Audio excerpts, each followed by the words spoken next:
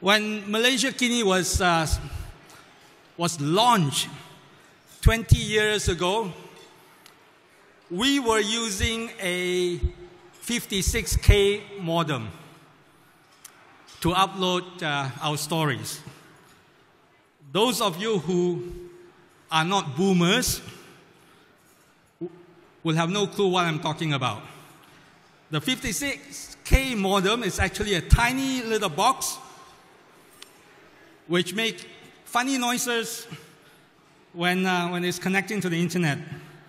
You know, a combination of hisses and pings and all that. And it's painfully slow, so you can forget about uploading photos and videos. Those days, there was no broadband, no blogs, no Facebook, no Twitter, no WhatsApp, no WeChat, no Instagram, no TikTok, or what have you. Only a mobile phone, size of the brick, and emails. I don't think there's SMS at that time yet. Over the past 2 decades, Malaysiakini has covered 4 prime ministers. Well, actually 3. Hopefully 4 soon. We have covered 5 general elections, countless rallies,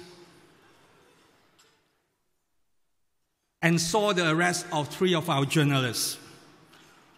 We were declared traitors by one prime minister and sued by another. We faced debilitating cyber attacks, were kicked out of press conferences time and again, and raided by the police at least 5 times. Yes, we have taken our share of the blows, but we are still standing.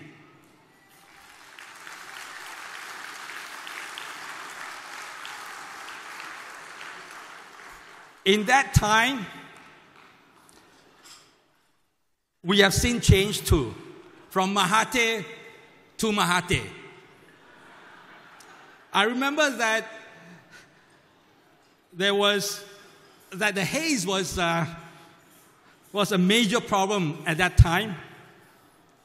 Well, some things don't change, and some things don't go away. The word too has changed. The keyboard generation is,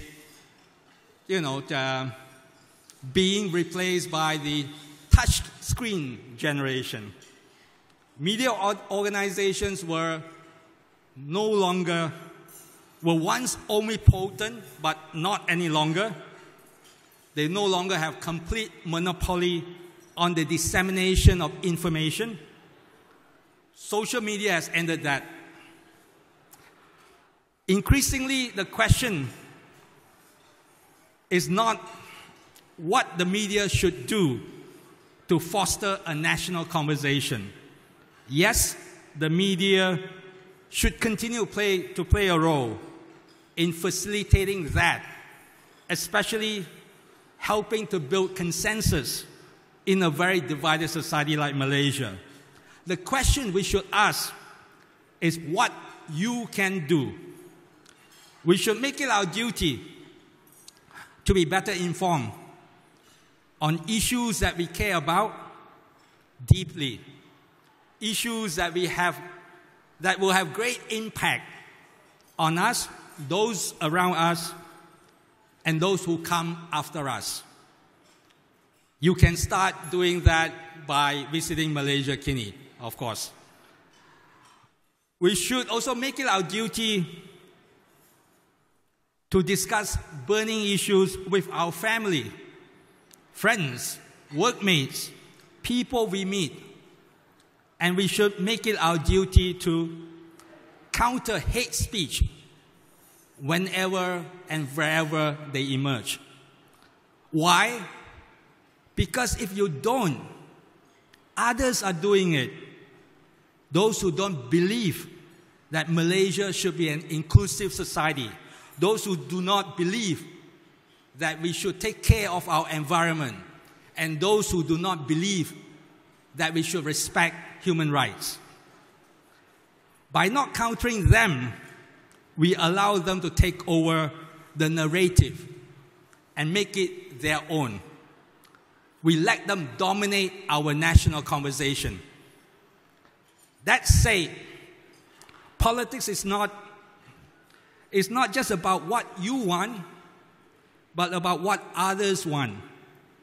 It's about how we manage conflicts, how to change attitudes, and how to make compromises.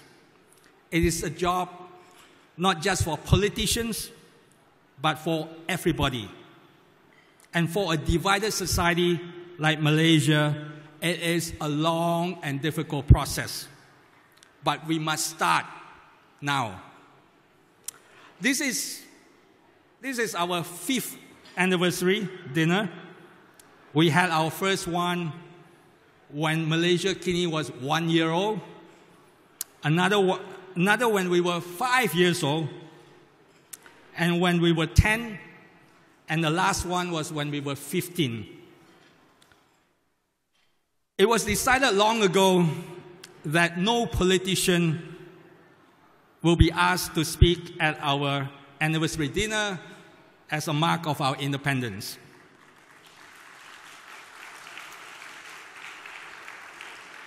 We have invited a number of politicians here, and I can see, and from all political parties. And I salute them for turning up. I know that they have very, very busy schedule. We all know how hard it is to get them to come when they know that they don't get to speak. Datuk Seri Anwar has just left, but it was, in fact, his first time to make it to our anniversary dinner. He was unable to do so at previous occasions, partly due to the generous hospitality of the Sungai Buloh prison. It is also a tradition at our anniversary dinner, for those of you who have been to our previous ones, you will know, for me to call everyone in Team Malaysiakini to come to the stage. I will not do that this year, as there are way too many of us, especially when we have also invited those who have at one point or another worked in Malaysiakini for the past 20 years. I will, however, call everyone who have worked in Malaysiakini now and in the past to stand up. All current and previous Malaysiakini staff, please stand up. Please stand up. Thank you. Please stand up. These are the men and women who have contributed to making Malaysia what it is today. These are some of the men and women who will ensure that Malaysiakini will continue to tell truth to power. I am super proud of them. Thank you.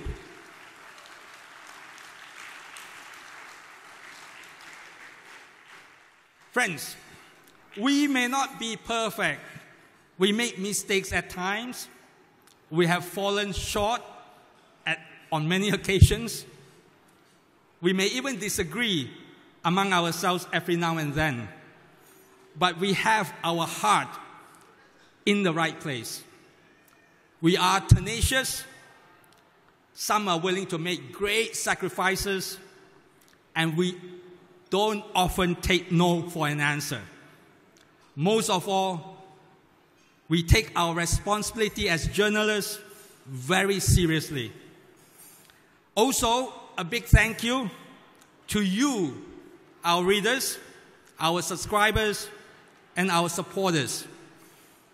In particular, those who have contributed to our building fund, the brake buyers, we call them, and our legal defense fund.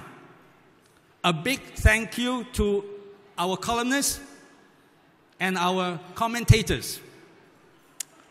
I won't name them, there are too many of them. But without all of you, there will be no Malaysiakini. Thank you.